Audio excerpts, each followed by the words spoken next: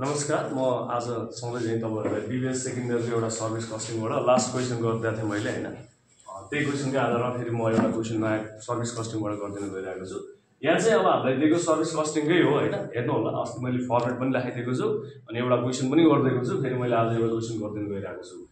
खासमा के हो भने सर्भिस कस्टिङबाट कहिलेकाहीँ तपाईँको एनुअली पनि गर्नुपर्ने हुन्छ, एनुअल कस्ट निकाल्नुपर्ने हुन्छ र कहिलेकाहीँ के हुन्छ भने मन्थली निकाल्नु पर्ने हुन्छ। अब हाम्रो यो क्वेसनमा चाहिँ एनुअली निकाल्नु पर्ने केस छ क्या। यो क्वेसनमा चाहिँ जस्तो हामीलाई क्वेसनले के दिएछ भने जस्तो सोधेको हेर्नु त, अपरेटिङ कस्ट चाहिँ showing the starting and running charge होइन। हाम्रो चाहिँ एउटा स्टार्टिङ चार्ज अर्को चाहिँ रनिङ चार्ज हामीले क्यालकुलेसन गर्नुपर्ने छ यहाँ चाहिँ। अब जस्तो हामीले यहाँ दिइरहेको कुरामा चाहिँ जस्तै कस्ट अफ भेहिकल्स 4 लाख होइन, sorry cost of vehicles 40 lakh दियो। इस्टिमेटेड लाइफ कति दियो? 10 वर्ष दियो। इस्टिमेटेड इसका value at the end of the 10 years life is कति भन्दा 5 लाख होइन। त्यसको चाहिँ तपाईँको लाइफको अन्तिममा त्यसको मूल्य कति छ मूल्य भन्दा 5 लाख रुपियाँ छ होइन। किन्दा 40 लाख पर्यो। लास्टको मूल्य हो स्यालरेज भ्यालु अथवा स्क्रैप भ्यालु। यसबाट हामी डिप्रिसिएसन क्यालकुलेट गर्छौँ भने the vehicles cover 20,000 kilometre in a year गरे कि हाम्रो चाहिँ त्यो भेहिकल्स कति चल्छ भन्दा 20,000 किलोमिटर चल्छ भनेको हेर्नु त। एक वर्षमा, एक महिनामा होइन, एक वर्षमा त्यो भेहिकल्स कति चल्छ भन्दा 20,000 किलोमिटर चल्छ भनेपछि त एक वर्षको दियो नि त हामीलाई रनिङ किलोमिटर। फर द्याट त्यसको लागि हामीले चाहिँ के गर्नु पर्यो भने एनुअली नै के गर्नु पर्यो, अपरेटिङ कस्ट स्टेटमेन्टमा आउनु पर्यो। हेर्नु होला क्वेसनमा चाहिँ अब जस्तो कति किलोमिटर हिँडिरहेको दिइरहेको छ, एनुअली दिइरहेको छ भने एनुअली निकाल्नुहोस्, मन्थली दिइरहेको छ भने मन्थली निकाल्नुहोस् है। अस्तिकोमा मैले क्वेसनमा तपाईँले हेर्नुहोस् त्यहाँ चाहिँ मन्थली दिइरहेको थियो, हामीले सबैलाई मन्थमा कन्भर्ट गरेका थियौँ। र अर्को कुरा यहाँ द एनुअल एक्सपेन्सेस आएर भनेर दिएको छ, यो एनुअल एक्सपेन्सेस पनि हामीलाई क्वेसनले मेन्सन गर्यो। अब म तपाईँलाई यो क्वेसन गरेर देखाउँछु है। अपरेटिङ कस्ट चाहिँ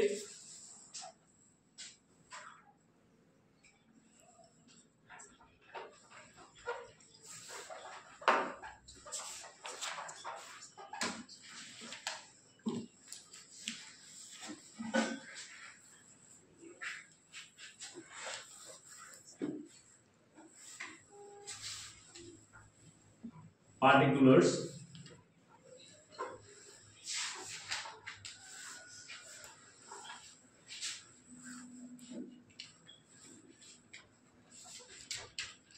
स्ट्यान्डिङ चार्ज।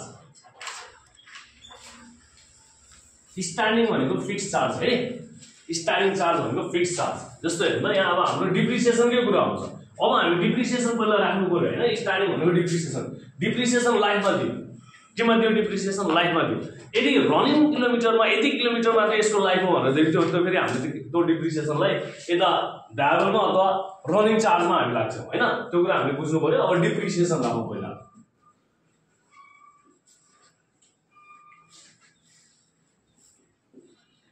अब डिप्रिसिएसन क्यालकुलेसन गरौँ।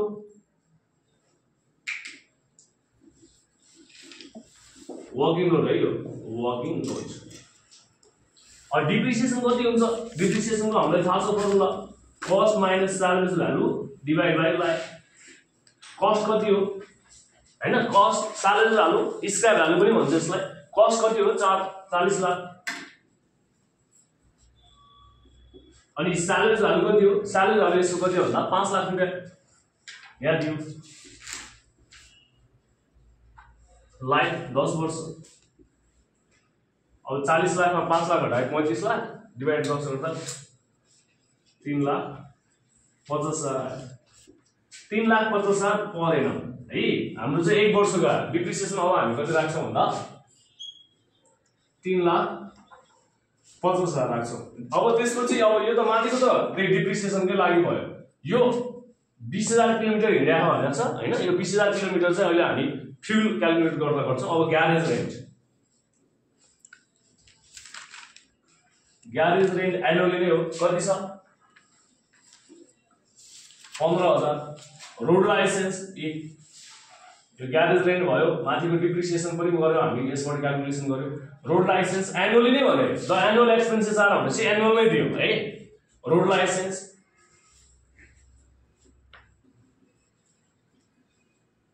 लाइसेन्स कति? 20,000 यो पनि भयो। इन्स्योरेन्स चार्ज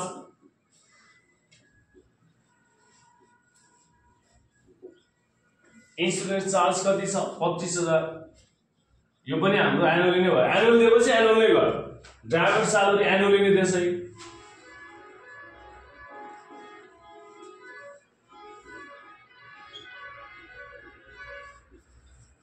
ड्राइभर स्यालेरी 60,000 दियो यो 60,000 आयो अब अदर एक्सपेन्सेस पनि दियो अदर एक्सपेन्सेस पनि एनुअल छ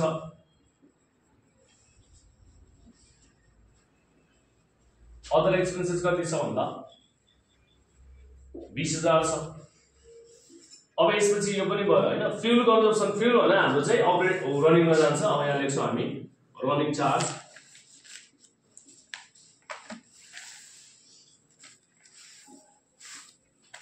रनिङ चार्जमा चाहिँ फ्युल अब हाम्रो कति किलोमिटर हिँड्यो त यो हैन पहिला क्याल्कुलेसन गरौँ कति किलोमिटर हिँड्छ भन्ने कुरा हेर्नुस् त वार्षिक कति किलोमिटर हिँड्छ यो the vehicles cover 20,000 kilometre in a year एक वर्षमा 20,000 किलोमिटर हिँड्छ भनेपछि फ्युल कति लाग्यो त 20,000 किलोमिटर हामीलाई दिएको छ यहाँ फ्युल कन्जम्पसन फ्युल कति कन्ज्युम गर्छ भने 10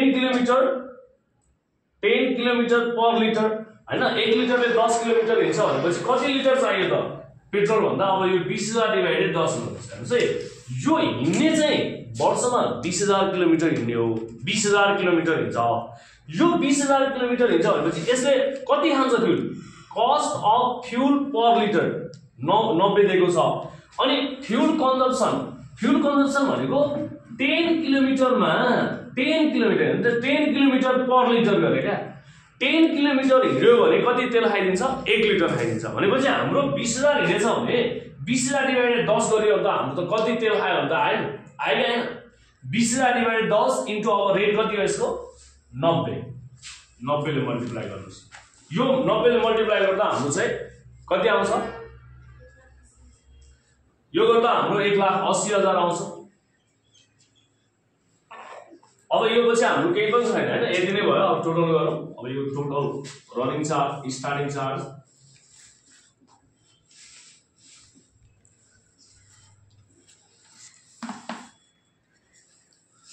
यसलाई ए लेख्न सक्यो हैन यो चाहिँ बी लेख्न सक्यो यसलाई यो कति आउने भयो हाम्रो 4,90,000 र हाम्रो चाहिँ टोटल रनिङ चार्ज